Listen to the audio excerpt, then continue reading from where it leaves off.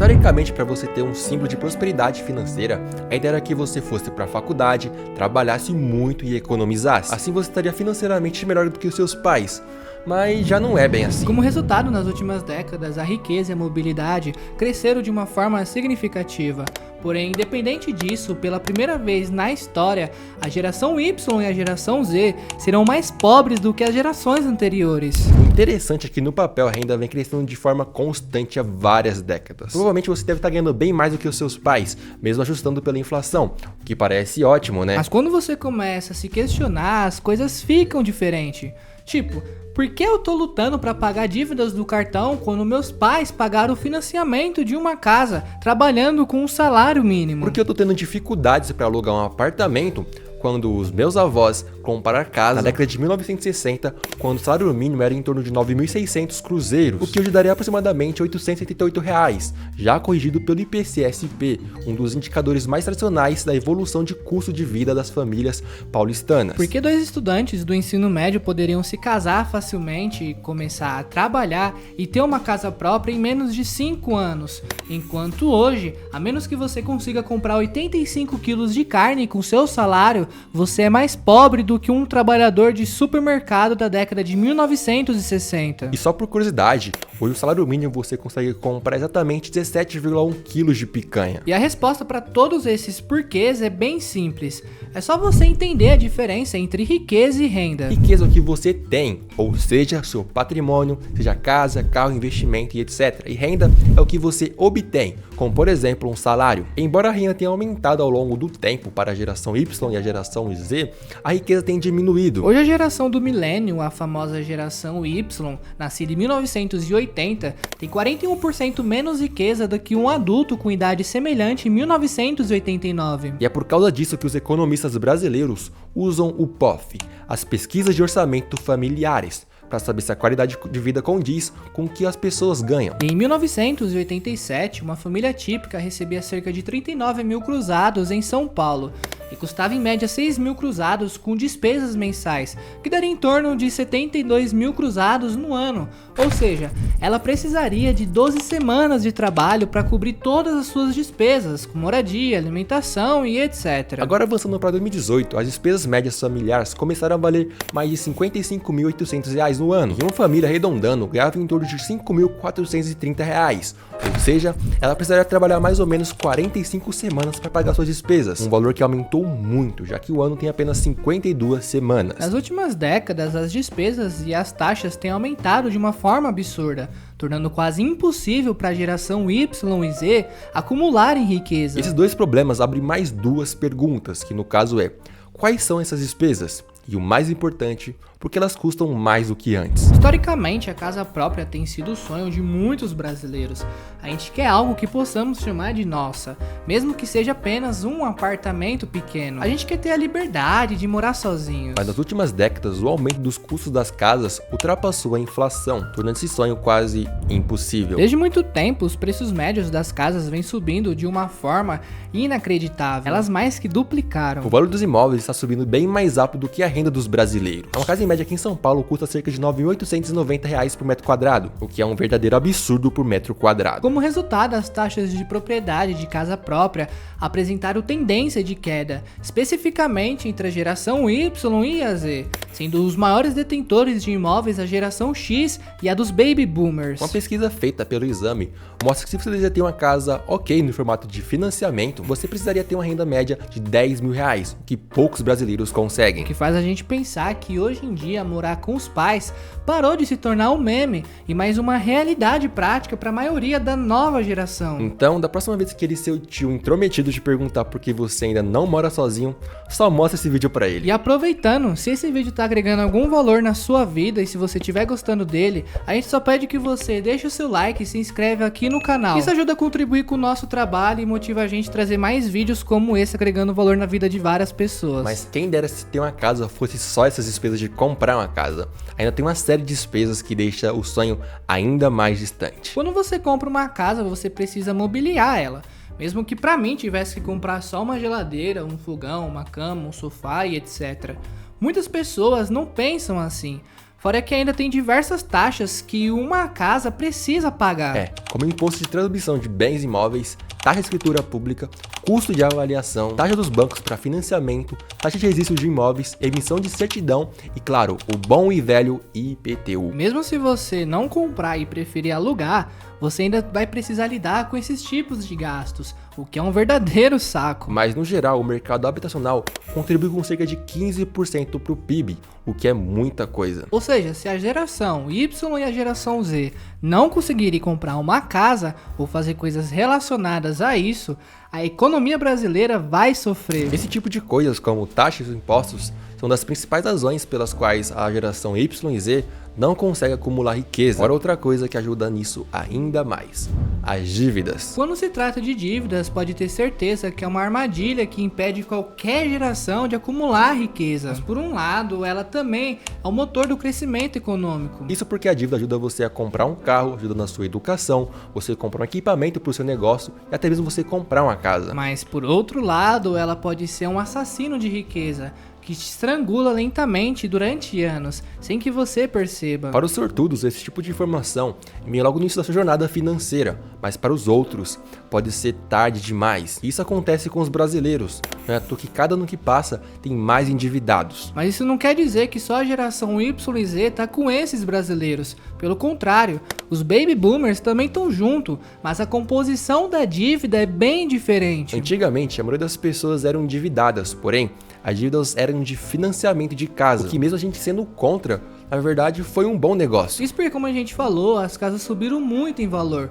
Ou seja, quem contraiu um empréstimo para comprar uma casa lá no passado de, sei lá, 10 mil reais, hoje vê sua casa no valor de mais de 100 mil reais. Ou seja, na teoria, essa pessoa que meio que investiu em um ativo que pôde valorizar com o tempo e acabou gerando um patrimônio para ela. Mas agora na nossa geração, o maior peso das dívidas vem dos cartões de crédito, o que não é uma dívida nem um pouco saudável. Não só a nova geração, mas os brasileiros em si usam o cartão de crédito da maneira mais errada possível. Eles acham que você pode passar no crédito e parcelar tudo. Mas o verdadeiro problema de contrair dívidas de cartão de crédito é quando você está passando por dificuldades e acha que pagar sem ter dinheiro vai te ajudar. Mas antes que você perceba, os 100 reais que você gastou com alguma besteira vão aparecer na sua fatura do seu cartão de crédito em algumas semanas. E se você ainda não tiver os 100 reais para pagar, eles vão aumentar exatos 445,7% de juros rotativos, que vão sugar o seu dinheiro. Mas não é apenas a dívida do cartão de crédito que torna a geração Y e a geração Z mais pobres do que as gerações anteriores. Já se foi o tempo que tudo que você precisava para conseguir um emprego era entrar no escritório, dar uma aperto de mão e falar assim, tá contratado. Hoje em dia, um diploma universitário é um requisito mínimo para você sequer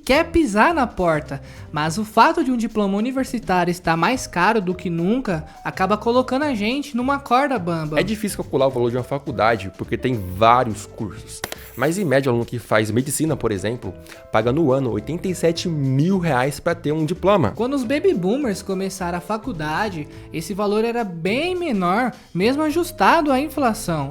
E você pode até falar de oportunidade, que antigamente era bem mais difícil do que hoje.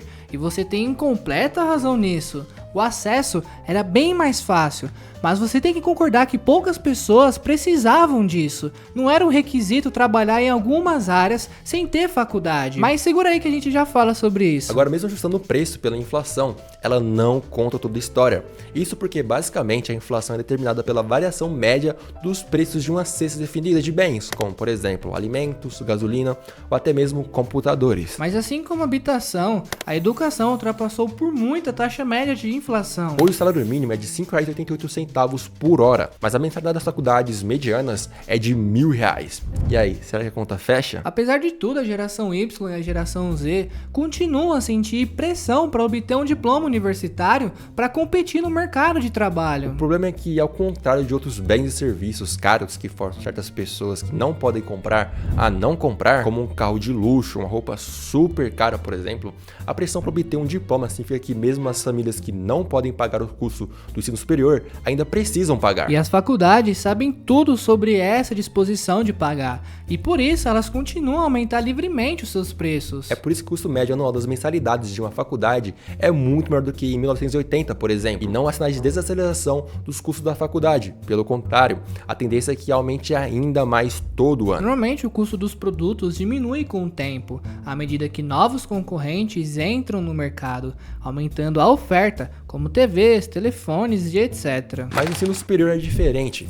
Basicamente, um mercado com concorrência limitada. Existem barreiras significativas de entrada para quem deseja iniciar uma nova faculdade, o que torna inexistente novas faculdades, ou seja, novas concorrentes. Isso faz com que jovens precisem se endividar para pagar suas mensalidades, o que é bem comum aqui no nosso país, o que mais uma vez afeta na acumulação de patrimônio. Mas agora você pode estar pensando, claro, a economia atual não é ideal, mas a geração Y e a geração Z fizeram suas escolhas financeiras. Eles optaram por gastar tudo em iPhone e cigarro eletrônico. Eles têm diversas oportunidades que a gente nunca teve na vida. Em certa parte você tem razão, mas e se eu te dissesse que essa não é toda a história? E os baby boomers, na verdade, tinham oportunidades significativas que não existem mais para a geração Y. O autor de diversos livros, chamado Malcolm Gladwell, argumenta que os baby boomers não tiveram sucesso apenas porque trabalharam duro, foram determinados ou eram super inteligentes. Em vez disso, ele diz que há outra coisa que realmente faz toda a diferença.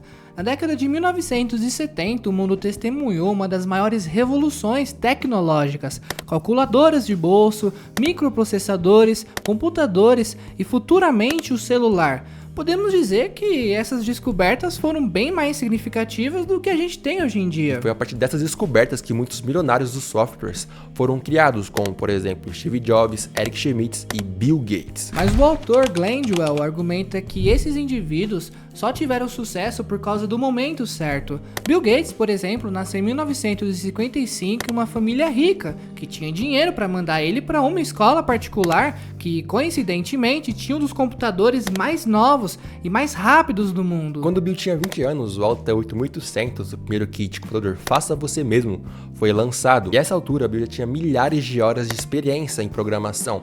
Tinha a idade perfeita para iniciar um negócio jovem e arriscar em algo novo e incerto. Mas se ele tivesse nascido alguns anos depois ou antes, as coisas poderiam ter sido muito diferentes. Como diz Gladwell, o tempo é fundamental. Ele conhecia muitas pessoas tão inteligentes quanto Bill Gates ou Steve Jobs, mas nunca foram capazes de capitalizar a revolução da informática, porque não era o momento certo. Silvio Santos, por exemplo, nasceu em um momento onde os programas de TV ainda estavam começando e viu uma oportunidade incrível. Tá, mas como isso se relaciona às gerações anteriores a nós? Para você que não sabe, os Baby Boomers nasceram após o fim da Segunda Guerra Mundial, ao mesmo tempo que os aliados dos Estados Unidos atravessaram um boom econômico sem precedentes. O Brasil viu sua economia crescer em 6,4%, as indústrias 9,9%, e a proporção entre gasto público e PIB reduziu em 8%. O Brasil e o mundo viveram um período muito bom.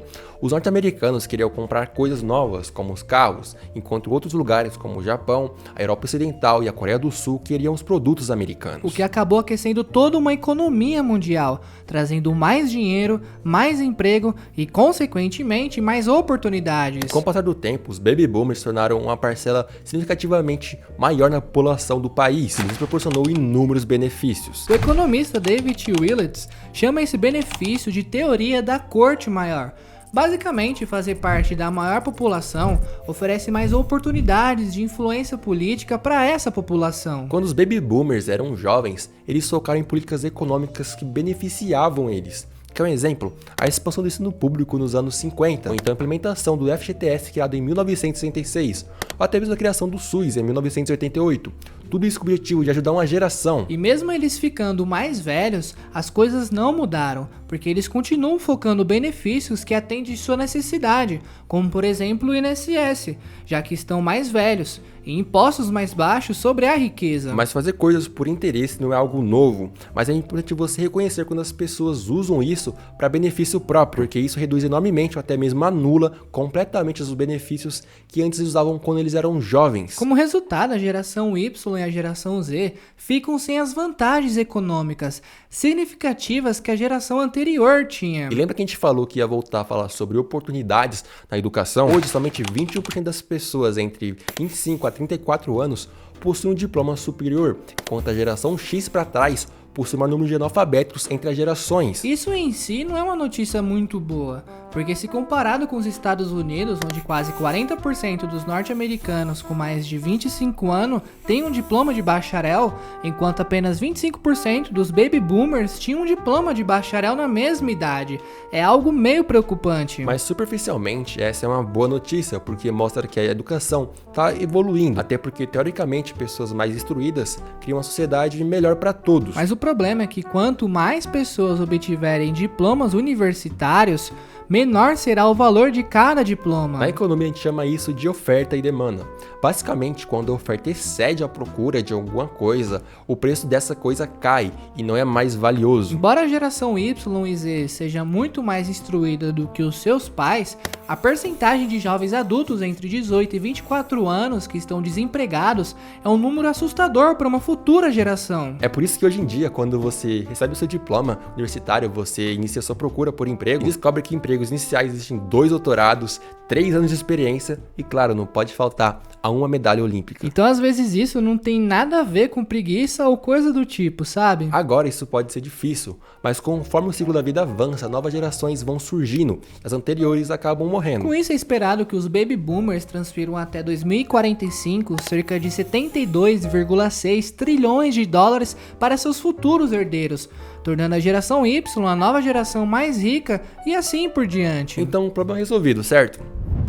Talvez. Mas a questão é que a herança, ao invés de ajudar na nova geração, na verdade pode dificultar tudo. Os baby boomers ricos vão passar seu dinheiro para seus futuros filhos ricos que nunca tiveram dificuldades financeiras, o que é um verdadeiro perigo, pois eles não investem ou nem sabem cuidar do negócio da família, que consequentemente leva o negócio à falência. E sim, isso é bem mais comum do que você pode pensar. A verdade é que há décadas as pessoas vendem o famoso sonho brasileiro de que se você apenas trabalhar duro, ir para a faculdade e seguir as regras, você vai se dar bem. Mas esse não é mais o caso, você precisa perceber que o mundo mudou. A geração Y e a geração Z estão seguindo um novo livro de regras escritos e reescritos pelas gerações anteriores. Embora tudo que temos pela frente pareça uma batalha difícil, não é impossível de superar. Mas você precisará se reinventar e estar à frente do mercado. É por isso que esse vídeo aqui vai te ajudar.